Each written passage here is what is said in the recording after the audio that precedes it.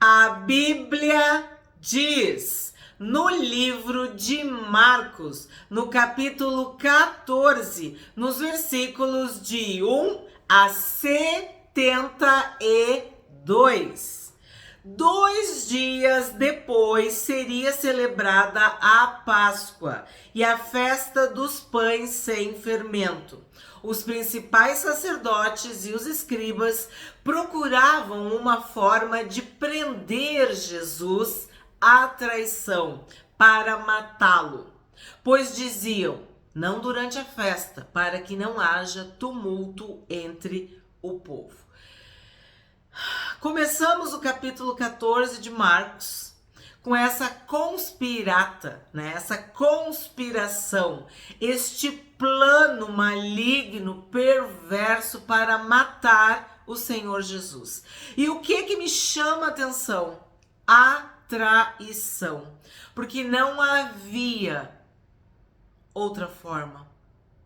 Inclusive as profecias tinham que se cumprir. E aquele que comia comigo levantou contra mim o calcanhar. Nós estudamos as profecias do Antigo Testamento que se cumpriram no Senhor Jesus. E eu falei para vocês que muitos judeus se convertem lendo no Antigo Testamento essas profecias e vendo o cumprimento no Senhor Jesus. Então, havia profecias a respeito da traição, de como o Senhor Jesus seria morto, como ele seria preso, inclusive as moedas, né? Então aqui, nesses 2 primeiros versículos deste capítulo, que tem 72 versículos, está sendo dito um plano, uma forma, um estratagema, um jeito de matar Jesus. 3. Quando Jesus estava em Betânia, fazendo uma refeição na casa de Simão, o leproso, veio uma mulher trazendo um frasco feito de alabastro com um perfume muito valioso, de nardo puro, e quebrando o frasco, derramou o perfume sobre a cabeça de Jesus. Alguns dos que estavam ali ficaram indignados e diziam entre si: para que esse desperdício de perfume? Este perfume poderia ter sido vendido por mais de 300 denários para ser dado aos pobres. E murmuravam contra ela. Mas Jesus disse: deixem a mulher em paz. Por que vocês a estão incomodando? Ela praticou uma boa ação para comigo. Porque os pobres estarão sempre com vocês. E quando quiserem, podem fazer-lhes o bem. Mas a mim, vocês nem sempre terão. Ela fez o que pôde. Ungiu meu corpo antecipadamente para a sepultura. Em verdade lhes digo que onde for pregado em todo o mundo o evangelho, também será contado o que ela fez para a memória dela. Essa história nós já vimos em Mateus, capítulo 26. E ela é detalhada também no evangelho de João. Um perfume muito valioso, caro, puro, algo de primeira.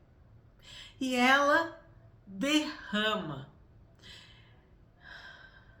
sobre a cabeça do Senhor Jesus. Algo precioso, algo valioso, derramado sobre a cabeça de Jesus. E o Senhor Jesus fala que o que ela fez foi ungir. Isso foi uma unção. Nós que estudamos o Pentateuco juntos, vocês lembram quantos óleos unguentos, perfumes preparados para a unção? Provérbios diz que os óleos e os perfumes são como os amigos. Eles alegram a vida. Eles alegram a nossa alma. Como é bom um amigo. Como é bom um conselho doce, suave, sincero, verdadeiro. Amigos são perfumes, são ungüentos. E esta mulher, ela era amiga do Senhor Jesus. Ela ungiu Jesus. E ela deu o que ela tinha de melhor. Um perfume valioso. E sim, nós sabemos do bom perfume de Cristo, do aroma suave, quer dizer, também há uma simbologia de louvor, de adoração, de gratidão, tudo isso. E aqui tu não pode ignorar que Marcos, né, como eu digo, barra Pedro, Pedro barra Marcos, e tu não sabe do que eu tô falando, né, em seguida eu vou retomar esse assunto, mas o Evangelho de Marcos, ele foi ditado, contado, narrado pelo apóstolo Pedro. E aqui ele diz, alguns dos que estavam ali ficaram indignados. Então quer dizer que não viram com bons olhos isso que aconteceu. E foi dito que era um desperdício. Que é o que muita gente pensa. Tu vai dar oferta para a igreja? Tu vai dar dízimo? Ah, tu vai dar esse terreno? Essa casa, esse carro, sei lá, esses móveis, tu vai doar tudo isso, aquelas pessoas têm os olhos maus e querem colocar o mal sobre os outros. Então aqui o que tu tá vendo? Tu tá vendo um ato de amor, de amizade, de louvor, de adoração, de reconhecimento, de gratidão. Mas aos olhos maus é um desperdício. Tá jogando fora. Tinha que vender e dar para os pobres. E nós sabemos que Judas estava encabeçando essa indignação. E olha mais um pouquinho. Murmuravam. E nós também estudamos no Pentateuco o que a murmuração fez com o povo de Israel. Os murmuradores não herdam a terra, não herdam a vida, não herdam as bênçãos. Então o contexto aqui é ganância, é avareza, é inveja, é mentira, é murmuração, é coisa ruim aqui. E Jesus repreende, ó. Por que Jesus fala, ó, deixem a mulher em paz? Na minha Bíblia está com um ponto de exclamação. E depois ele fala os outros versículos todos, até o 9, ele está falando que esse ato ia ser perpetuado. Ele ia se tornar algo memorável. Ia se tornar um memorial. Porque quando contassem o evangelho, quando pregassem o evangelho, iam contar isso que ela fez para a memória dela, né? E aí eu tenho que esclarecer para vocês que 300 denários era muito dinheiro. Era um ano de trabalho. Porque se tu pensar que um denário era a diária, né? E eles não trabalhavam aos sábados, ela derramou sobre a cabeça do Senhor Jesus um ano inteiro de trabalho. Com honra. Como, já comecei cedo, né? Com honra, com louvor, com adoração. E ele também fala que isso foi uma preparação para o sepultamento dele. E aqui se revela o traidor, né? Aqui se revela o tesoureiro, aquele que cuidava da bolsa, que é Judas. Porque eu já falei para vocês, o capítulo todo, ele tem uma sequência, uma ordem, um princípio. E nós lemos separado aos trechos. Os versículos e os capítulos foram colocados de uma forma para facilitar a leitura e o culto público. Mas se a gente estivesse lendo de uma forma corrida assim, tu ia entender muito mais que tudo tá ligado. Porque tá sendo falado do plano, né, para matar Jesus. E esse plano precisava de um traidor. Era algo que ia ser feito às escuras, de uma forma oculta. E aqui neste episódio aqui, em outros evangelistas, é dito que foi Judas que encabeçou. Foi Judas que cobiçou, que queria vender o perfume valioso. Por quê? Porque ele ia dar para os pobres, mas ia também pegar um pouco para ele, porque a Bíblia diz que ele roubava da bolsa, tá? Então aqui também aparece. E isso é verdade.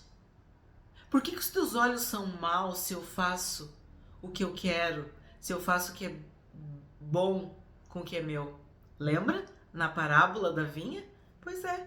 Por que os olhos de Judas e de outros aqui viam mal em algo que é maravilhosamente lindo e bonito, que o próprio Senhor Jesus elogiou, reconheceu, honrou, né?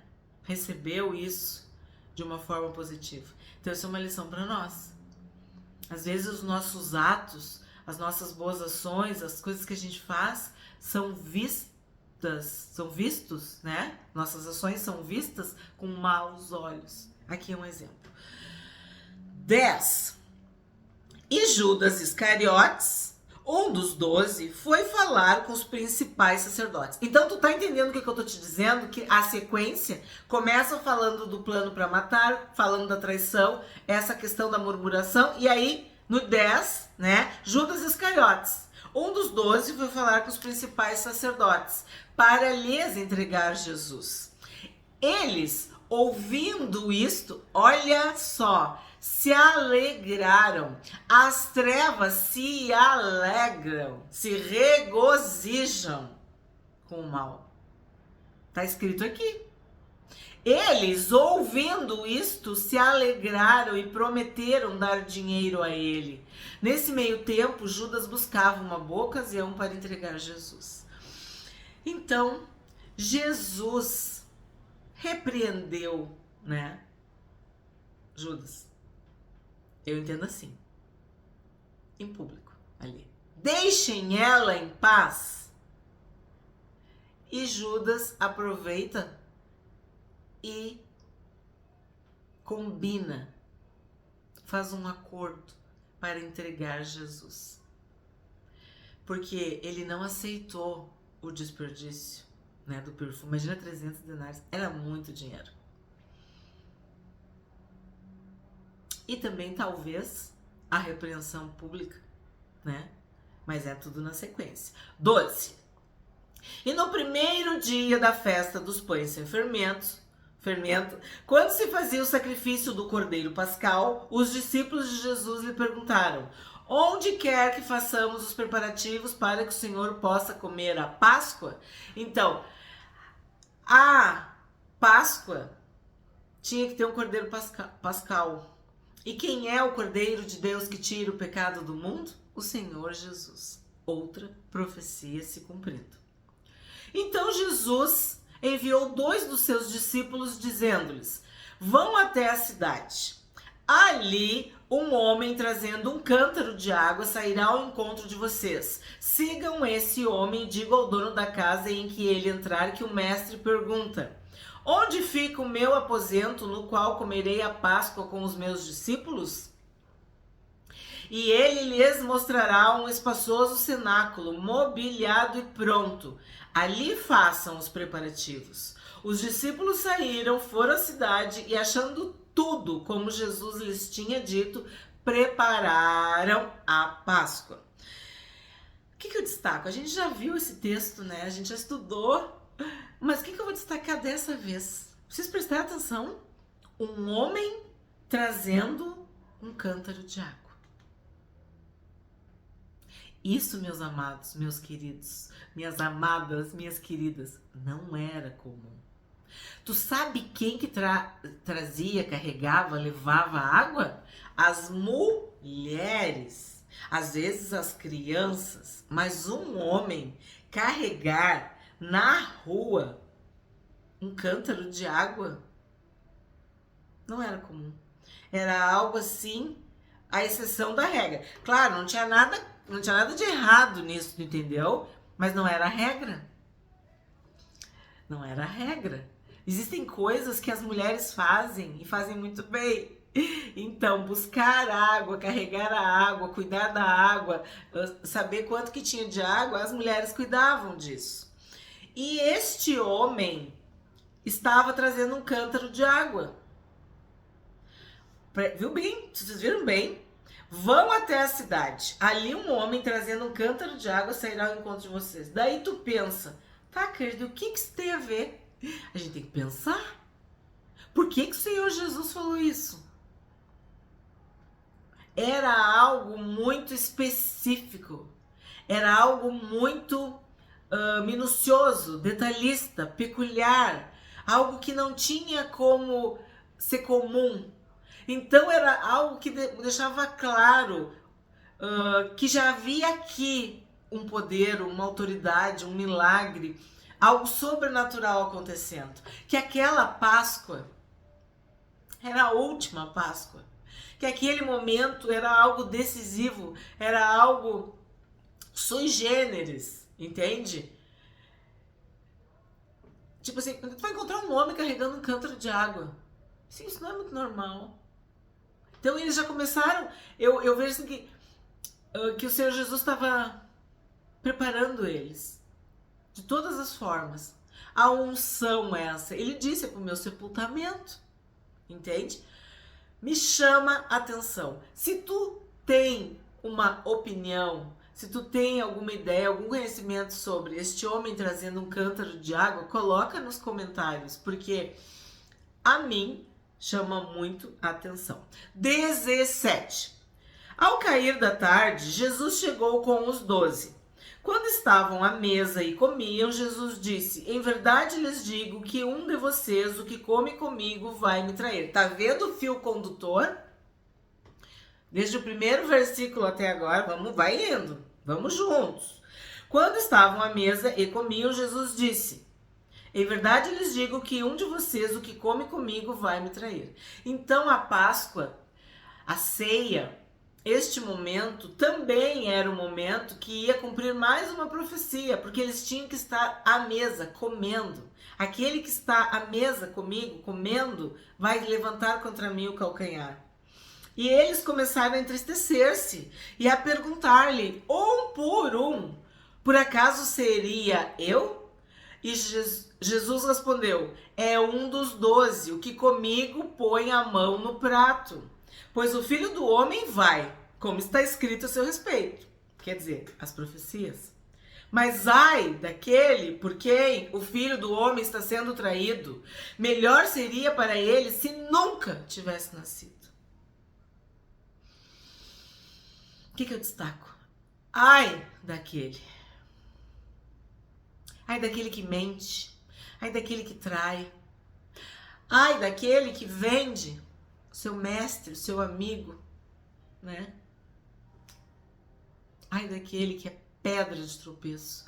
Ai daquele que gera escândalo. Ai daquele que é uma vergonha para o evangelho. Melhor seria se ele nunca tivesse nascido. 22. E enquanto comiam, Jesus pegou um pão e abençoando-o partiu e lhes deu dizendo, tomem, isso é o meu corpo. A seguir, Jesus pegou um cálice e, tendo dado graças, o deu aos seus discípulos, e todos beberam dele.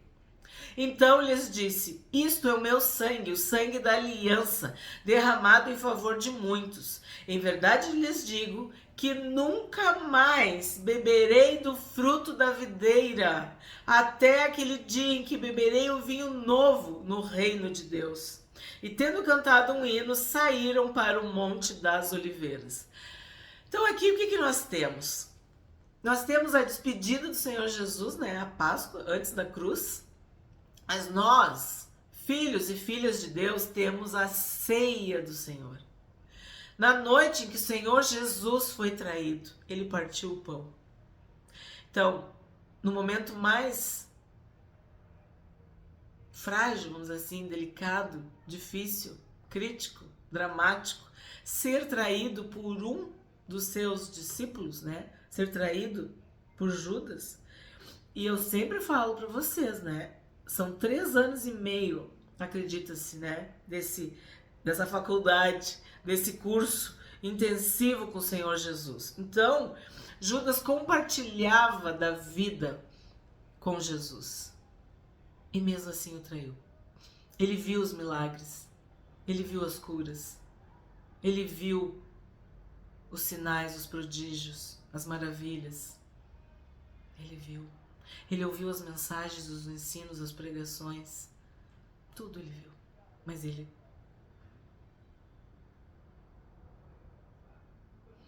não se converteu. Ele escolheu trair o Senhor Jesus. Então, na noite que Jesus foi traído, é o que Paulo fala. Ele partiu o pão. Ele deu o seu corpo. Ele deu a sua vida. O cálice da aliança é o sangue do Senhor Jesus que nos purifica de todo pecado. Então, a ceia do Senhor é para nós este momento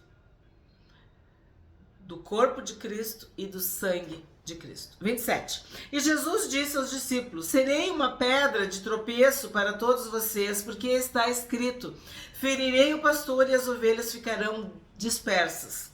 Mas depois da minha ressurreição irei adiante de vocês para a Galileia. Então Pedro disse a Jesus: ainda que o Senhor venha a ser um tropeço para todos, não o será para mim. Mas Jesus lhe disse: em verdade lhe digo que hoje, nesta noite, antes que o galo cante 2 vezes, você me negará 3 vezes. Mas Pedro insistia com mais veemência: ainda que me seja necessário morrer com o Senhor, de modo nenhum o negarei. E todos os outros diziam a mesma coisa. Então, Jesus diz: eu vou ser uma pedra de tropeço para vocês. Porque sim, eles iam sofrer muito. Seria uma dor, né? Seria um momento absurdamente dramático. E todos eles iriam ter que fugir para se salvar, para preservar a sua vida. E isso significava abandonar o Senhor Jesus, né? 32. Então foram a um lugar chamado Getsêmani. Ali Jesus disse aos seus discípulos: sentem-se aqui enquanto eu vou orar. E levando consigo Pedro, Tiago e João, começou a sentir-se tomado de pavor e angústia. Ele lhes disse: a minha alma está profundamente triste até a morte. Fiquem aqui e vigiem. E adiantando-se um pouco, prostrou-se em terra e orava para que, se possível, lhe fosse poupada aquela hora. E dizia: Abba, Pai, tudo te é possível. Passa de mim este cálice, porém não seja o que eu quero, e sim o que tu queres. E voltando, achou-os dormindo e disse a Pedro: Simão, você está dormindo? Não conseguiu vigiar nenhuma hora? Vigiem e orem para que não caiam em tentação. O espírito, na verdade, está pronto, mas a carne é fraca. Retirando-se de novo, orou repetindo as mesmas palavras. E voltando, achou-os outra vez dormindo, porque os olhos deles estavam pesados e não sabiam o que lhe responder. E quando voltou pela 3ª vez, Jesus disse: vocês ainda estão dormindo e descansando. Basta. Chegou a hora. O Filho do Homem está sendo entregue nas mãos dos pecadores. Levante-se. Vamos embora. Eis que o traidor se aproxima. Então, de novo, todo o capítulo, o fio condutor, né? O traidor, a traição. O que eu destaco? A oração do Senhor Jesus. Quer dizer, 3 vezes ele orou. Então, 3 vezes ele recebeu o não de Deus, né? O pavor, a angústia, a tristeza, a morte, o sofrimento, a agonia do Senhor Jesus antes da prisão, antes da cruz. 43. E logo enquanto Jesus ainda falava, chegou Judas, um dos 12, e com ele uma multidão, com espadas e porretes, vinda da parte dos principais sacerdotes, escribas e anciãos. Lembra no outro capítulo que eu destaquei com vocês, principais sacerdotes, escribas e anciãos? Ora, o traidor tinha dado a eles um sinal. Aquele que eu beijar é esse. Prendam e levem-no com segurança. E logo que chegou, aproximando-se de Jesus, Judas disse: Mestre, e o beijou. Então eles agarraram Jesus e o prenderam. Nisto, um dos que estavam ali, sacando da espada, feriu o servo do sumo sacerdote e cortou-lhe a orelha. Jesus lhes disse: Vocês vieram com espadas e porretes para prender-me, como se eu fosse um salteador? Todos os dias eu estava com vocês no templo, ensinando, e vocês não me prenderam. Mas isto é para que se cumprissem as escrituras. Então todos o deixaram e fugiram. Então, Jesus fala, é para que se cumprissem as escrituras. Tinha que ser desse jeito. Tinha que ter um traidor, né? Eles poderiam ter pego Jesus no templo, mas não era isso que estava escrito. Tinha que acontecer o que estava escrito. As profecias tinham que se cumprir. 51. Agora vocês vão ver. Um jovem coberto unicamente com um lençol seguia Jesus. Eles o agarraram, mas ele largou o lençol e fugiu nu. Bom, o que é isso aqui está fazendo em Marcos, no Evangelho de Marcos, no meio de um capítulo assim, ó, emocionante. Acredita-se que este jovem coberto unicamente por um lençol seja João Marcos.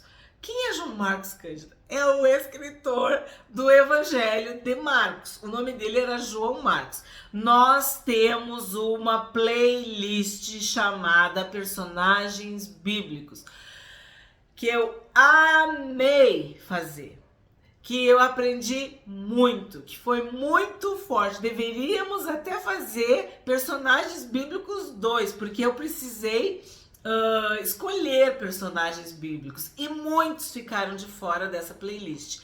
Mas nós temos um vídeo sobre Marcos, contando a história de João Marcos, o escritor do Evangelho de Marcos. Mas ele não escreveu apenas, ele ouviu, ele escutou, ele conheceu essa história através do apóstolo Pedro. É isso que a tradição, né, dos pais da igreja primitiva, registra, de que a autoridade petrina, quer dizer, de Pedro, é que fez com que esse evangelho fosse tão reconhecido, aceito e circulado entre o povo de Deus, entre os cristãos primitivos. Por quê? Porque Pedro era testemunha ocular dos fatos. Pedro era amigo do Senhor Jesus. Pedro era o anfitrião, ele hospedava Jesus na sua casa em Cafarnaum. Pedro era o porta-voz, o representante, o líder dos discípulos e depois dos apóstolos. Ele era uma coluna da igreja. E Pedro era Pedro, né? Que a gente vê gigante, forte, às vezes meio, né, sim, mas era Pedro, era um personagem muito forte e tinha uma autoridade. E ele contou, ele narrou, e João Marcos registrou. E acredita-se que estes dois versículos aqui, o 51 e o 52, se refiram a João Marcos. E ele não quis dizer, né? É uma forma de humildade, né? De modéstia. Não falar que ele estava seguindo. Olha o que diz. Um jovem coberto unicamente com lençol seguia Jesus. Foi uma forma de dizer, eu seguia Jesus. Eu também era um discípulo de Jesus.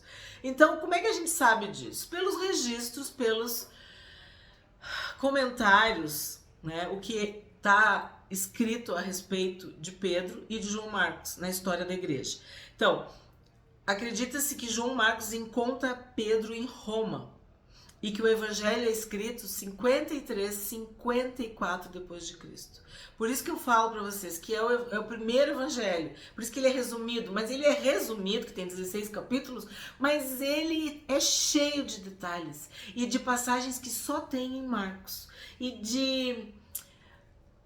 como é que eu posso dizer? Sabe assim, quando alguém que estava ali mesmo conta, é diferente de alguém que conta o que o outro contou. E isso é Marcos. Então a gente acredita que esses versículos aqui, a gente acredita porque a gente tem o estudo dos estudiosos, dos historiadores, é uma referência a João Marcos. 53. Por isso que eu disse, esperem que eu vou falar mais um pouco sobre o autor do evangelho.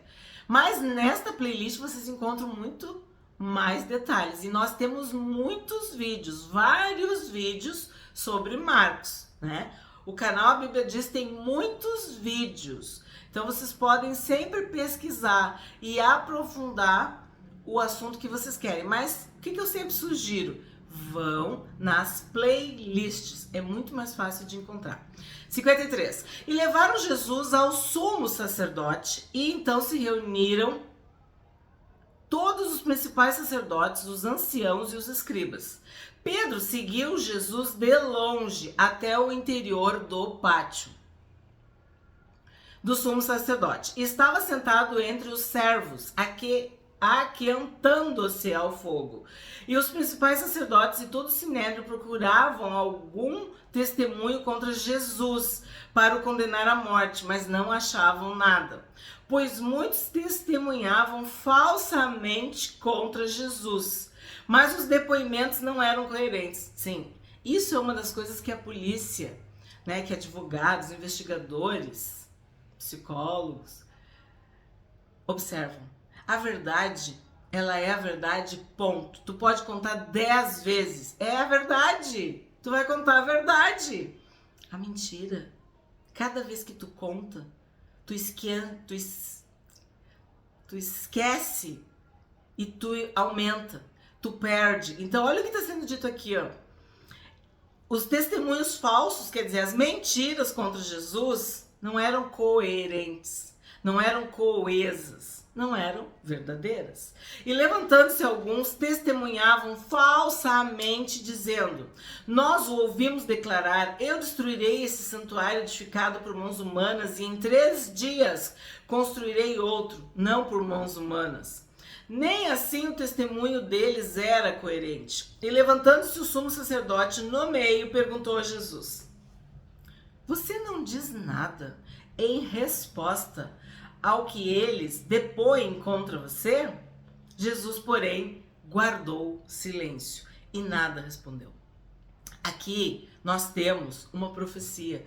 Como ovelha muda perante os seus tosqueadores, Jesus não falou nada, Jesus não se justificou, Jesus não se defendeu, Jesus não murmurou, não praguejou, não fez nada. Ele guardou silêncio e nada respondeu, no sentido de não fazer uma defesa de si mesmo, entendeu? É neste sentido que tu tem que interpretar. Jesus, porém, guardou silêncio e nada respondeu. Porque eles não iam tirar a vida de Jesus. Jesus é que ia dar a sua vida em favor de nós, né? Ele é o nosso Salvador. O sumo sacerdote tornou a interrogá-lo: você é o Cristo, filho do Deus bendito? Jesus respondeu: eu sou. E vocês verão o Filho do Homem sentado à direita do Todo-Poderoso e vindo com as nuvens do céu. O sumo sacerdote, rasgando as suas vestes, disse: por que ainda precisamos de testemunhas? Vocês ouviram a blasfêmia. Qual é o parecer de vocês? E todos o julgaram réu de morte. Porque uma blasfêmia era punida com a morte. 65. Alguns começaram a cuspir nele, a cobrir-lhe o rosto, a bater nele e a dizer-lhe: profetize. E os guardas davam-lhe bofetadas. Então, o que eu vou destacar neste trecho?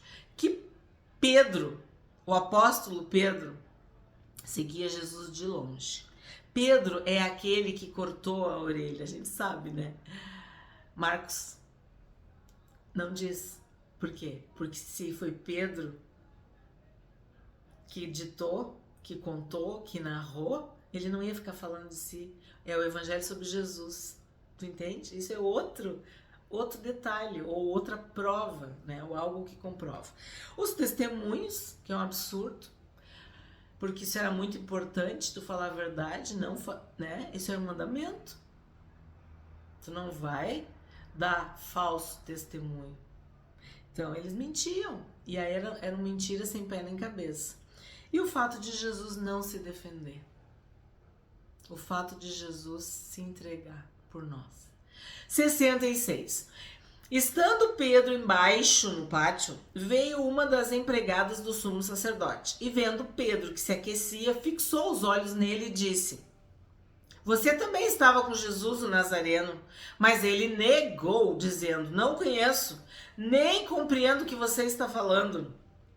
E saiu para o pórtico, e o galo cantou. E a empregada, vendo-o, tornou a dizer aos que estavam ali: este é um deles.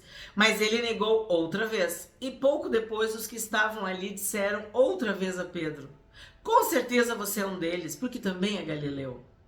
Ele, porém, começou a praguejar e a jurar. Tu tá vendo? Não conheço esse homem de quem vocês estão falando. E no mesmo instante o galo cantou pela segunda vez. Então Pedro se lembrou da palavra que Jesus lhe tinha dito: antes que o galo cante 2 vezes, você me negará 3 vezes. E caindo em si, começou a chorar. Então, Pedro disse: eu não conheço esse homem. E as palavras do Senhor Jesus se cumpriram. E Pedro se lembrou do que Jesus tinha dito. Se lembrou das palavras de Jesus. Se lembrou da palavra de Deus, né? E o Espírito Santo nos fará lembrar da palavra de Deus. Então aqui tu já vê um processo de arrependimento, né? De cura. Esse começou a chorar, que em outros é dito chorou amargamente. Caindo em si, começou a chorar. Pedro viu o que ele tinha feito.